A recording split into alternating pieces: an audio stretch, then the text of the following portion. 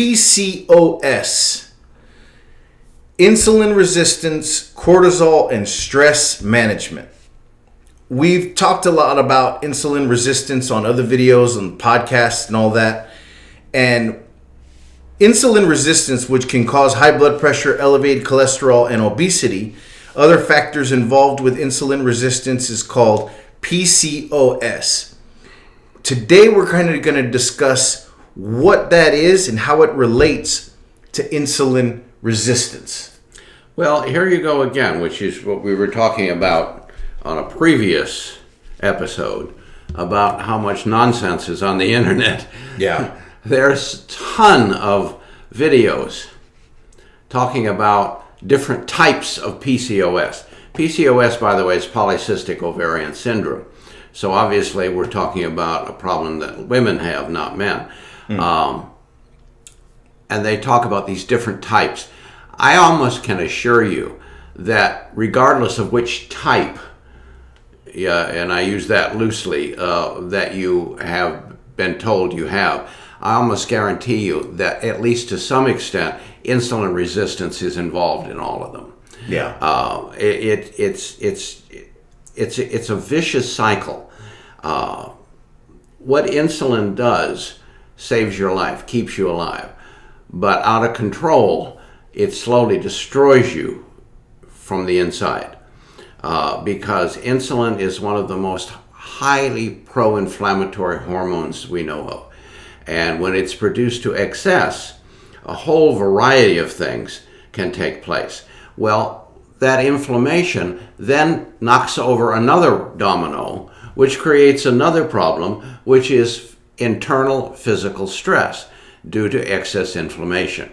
That stress then creates another whole litany of problems, and so it just keeps unraveling. But the core of this whole thing, whether it be obesity, type 2 diabetes, hypoglycemia, PCOS, at the core of all of these things is a condition called insulin resistance, which is caused by excess insulin production. And so how does cortisol play a role in all of that? Well, cortisol is one of the key stress hormones. And in moderation, it can save your life. But to excess, which most of us are in a state of what we call excessive cortisol production 24/7 because of a stressful lifestyle. Yeah. Well, if you have something like PCOS, stress is living death. It'll make your symptoms 100 times worse. So how would you know if you had, or you might have excess cortisol? Well, if your eyes twitch like that repeatedly, waking up at between 2 and 4 a.m. every morning, constantly feeling overwhelmed, exhausted during the day, and then you lay down at night and can't fall asleep, water retention in the face, you look puffy, you bruise easy, you have stubborn belly fat around the midsection, and you have cravings for salt and sugary foods. Those are some of the things that would indicate to us that you have an excess cortisol level in your system. And so that's just directly stress, the cortisol, the inflammation, it's all just playing a role against the insulin. Poor individual, exactly right. And so what kind of natural things can someone do to help manage PCOS? Well, we use a program that's quite similar, not exact, but quite similar to someone who has insulin resistance or diabetes. So the first thing we want to do is to try to get insulin levels under control, to drop them, to lower them. Yeah. And we do that with a combination of diet and nutrients. Chromium, vanadium, aspartic acid, bitter melon, those types of things are very good. And so you just described the blood sugar support at phoenixvitamins.com. Yes, that's what we developed that formula for. But in addition to that, for individuals with PCOS, we would recommend a stress support formula because we want to get the stress levels, the cortisol levels down as quickly as possible.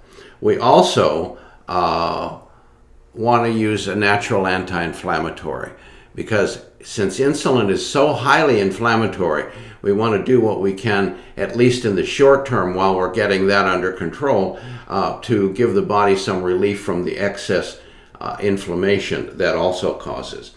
But insulin resistance can be dietary induced. It can also be hereditary. And as a result, when someone develops PCOS, their body produces extra male hormones or androgens. And so we need to look at doing some things dietary-wise, which we can, that will help to offset that excess male hormone. And so the product like blood sugar support and natural anti-inflammatory support is what you're talking about.